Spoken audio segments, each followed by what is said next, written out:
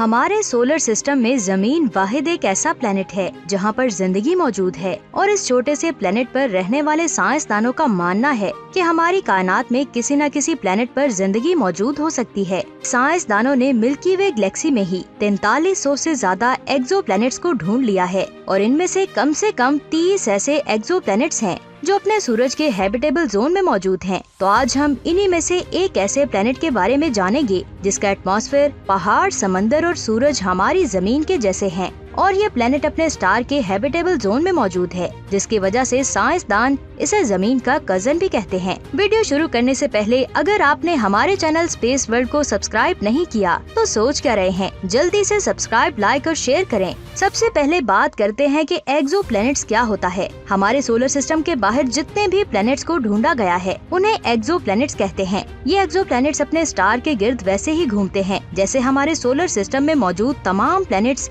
सूरज के गिर्द घूमते हैं। साइंसदानों के मुताबिक फ्यूचर में ये प्लैनेट्स हमारे रहने के लिए एक बेहतरीन जगह साबित हो सकती है, लेकिन ये तभी मुमकिन हो सकता है जब ये अपने स्टार के हैबिटेबल जोन में मौजूद हों। हैबिटेबल किसी भी स्टार का वो एरिया होता है जहाँ पर पानी लिक्विड फॉर्म में मौजूद हो और हमारी जमीन भी सूरज के हैबिटेबल जोन में आती है, जिसकी वजह से हम यहाँ पर जिंदा हैं। साइंसदानों ने हमारी मिल्की वे गैलेक्सी में ही 30 से ज्यादा ऐसे प्लैनेट्स को ढूंढा है जो अपने स्टार के हैबिटेबल जोन में आते हैं। हो सकता है कि उन पर पानी के बहुत बड़े बड़े समंदर मौजूद हों जो हम इंसानों के रहने के लिए बेहतरीन साबित हो सकते हैं। लेकिन यहाँ एक सवाल आता है, क्या हम वहाँ पर पहुँच पाएंगे? यहाँ मैं आपको बता दूं कि ये सभी प्लैनेट्स हमारे जमीन से कई लाइट ईयर्स दूर हैं, जिसकी वजह से हमारे वहाँ पहुँचने में कई लाखों और करोड़ों साल लग जाएंगे, यानी वहाँ जाना नामुमकिन है। चले मान लेते हैं कि हम किसी तरह वहाँ पहुँच भी जाते हैं, तो क्या हम वहाँ रह पाएंगे? क्योंकि हम इंसानों के जिंदा रहने के लिए वहाँ का एटमॉस्फेयर हमारी जमीन के जैसा होना बहुत जरूरी है और वहाँ पर पानी का समंदर भी होना चाहिए, जिसकी वजह से हम इंसान वहाँ जिंदा रह सकते हैं। तो दोस्तों, यहाँ मैं आपको बता दूं कि साइंसदानों ने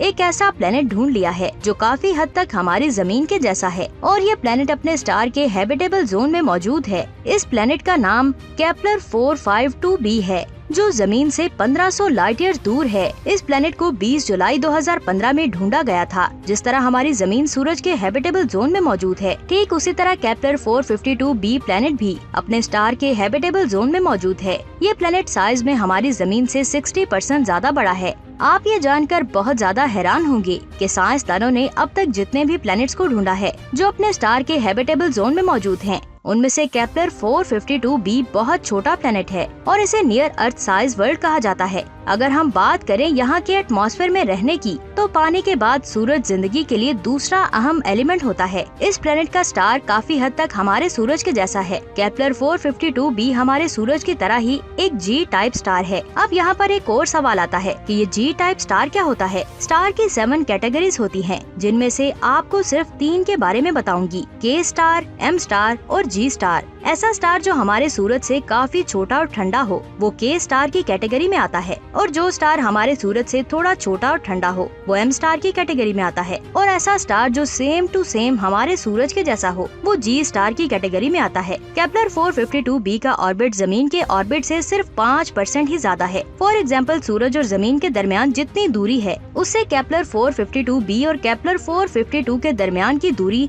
सिर्फ 5% ज्यादा है। इसलिए ये अपने स्टार के गिर्द अपना एक चक्कर 385 दिन में कंप्लीट करता है, यानी कि हमारी जमीन के ऑर्बिटल पीरियड से 20 दिन ज्यादा। इससे पहले हम ये समझते थे कि जिंदगी सिर्फ जमीन पर ही मौजूद है, लेकिन हम गलत थे। हमारी मिल्की वे गैलेक्सी में हमारे सोलर सिस्टम की तरह ही लाखों करोड़ों सोलर सिस्टम्स मौजूद हैं, जिनके अपने प्लैनेट्स मौजूद हैं और केपलर 452b इन्हीं में से एक है। इसके स्टार की उम्र 6 अरब साल है, यानी कि हमारे सूरज से 1.5 अरब साल ज्यादा, जिसका साइज हमारे सूरज से 10% ज्यादा है और सूरज से 20% चमकदार भी है। इस प्लेनेट के स्टार का टेम्परेचर हमारे सूरज के टेम्परेचर के बिल्कुल बराबर है। जहां सूरज का टेम्परेचर 5778 केल्विन है, वहीं स्टार का टेम्परेचर 5757 केल्विन है। इतनी ज्यादा चीजें सेम होने की वजह से साइंसदान इस प्लेनेट को अर्थ 2.0 भी कहते हैं। केपलर 452b प्लेनेट का साइज हमारी जमीन के साइज से 60% ज्यादा है, इसलिए इसे सुपर अर्थ कहते हैं। इस प्लेनेट की ग्रेविटी भी हमारी जमीन से 2 गुना ज्यादा है। जब हम इस प्लेनेट पर जाएंगे तो हमारा वजन दुगना हो जाएगा।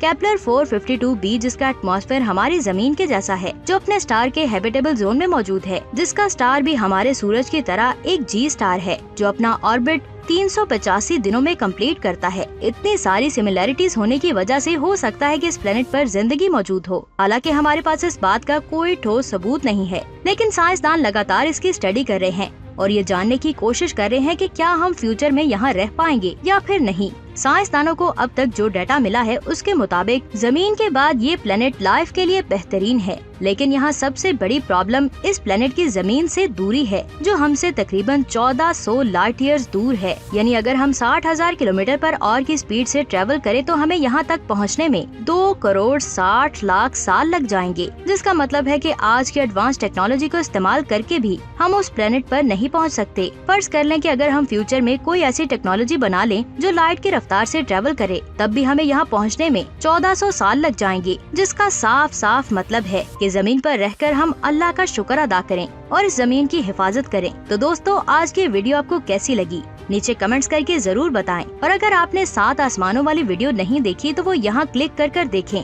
और अगर आप हमारे सोलर सिस्टम के सबसे बड़े चांद गैनीमेड के बारे में जानना चाहते हैं तो यहाँ क्लिक करें। और ऐसी अमेजिंग वीडियोस को देखने के लिए हमारे चैनल स्पेस वर्ल्ड को सब्सक्राइब करके बेल आइकन को प्रेस करें। अपना बहुत सारा ख्याल रखें। खुदा हाफिज।